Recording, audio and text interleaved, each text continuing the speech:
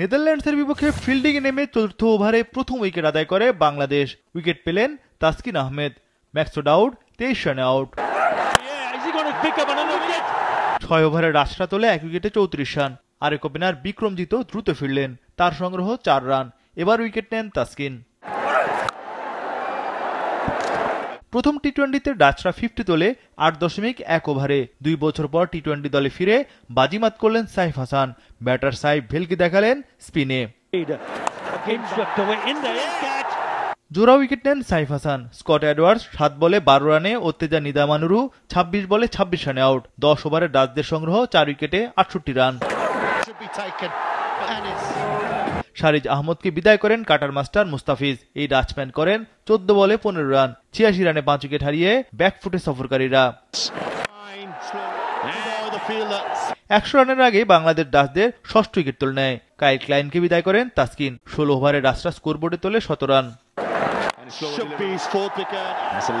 নোয়া ক্রসকে আউট করে চতুর্থ উইকেট নেন তাসকিন। 109 রানে 7 উইকেট পতন ডাচদের। 4 ওভারে 28 রানে 4 উইকেট শিকার করেন তাসকিন। শেষ পর্যন্ত 20 ওভারে 8 উইকেটে 136 রান তোলে নেদারল্যান্ডস। 1 উইকেট পেলেও দারুণ বোলিং করেন মুস্তাফিজ। 4 ওভারে 19 রান দেন এই বাঁহাতি পেসার।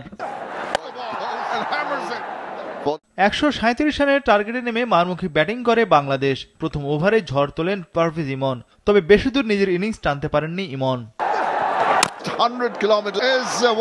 পারভেজ ইমন 9 বলে 15 রান করেন, তবে লিটন দাস ও তানজিদ তামিম বেশ আস্থার সঙ্গে ব্যাটিং করেন। ম্যাচের লাগাম তাই বাংলাদেশের হাতে।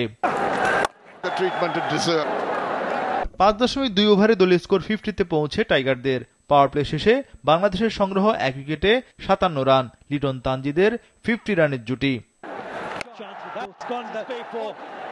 বাংলাদেশের বড় জয় আটকানো যেন সম্ভব নয়। লিটনের মারমুখী ব্যাটে অসহায় সফরকারী দল।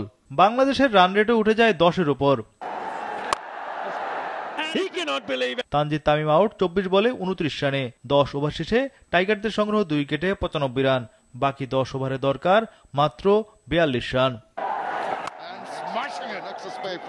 26 বলে 50 তোলেন টাইগার অধিনায়ক লিটন। ক্যারিয়ারে এটি 13তম 50 লিটন দাসের।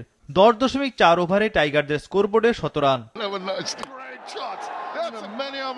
2 বছর পর জাতীয় দলে ফেরা সাইফও মেলে ধরলেন নিজেকে। বল হাতে সফল সাইফ ব্যাট হাতেও দৃঢ়তার পরিচয় দেন। বড় জয়ের দ্বারপ্রান্তে স্বাগতিক বাংলাদেশ। 13.3 ওভারে 8 উইকেটে জয় তুলে নেয় বাংলাদেশ। লিটন দাস 29 বলে 54 রানে অপরাজিত ছিলেন। সাইফ হাসান অপরাজিত ছিলেন 19 বলে 36 রানে।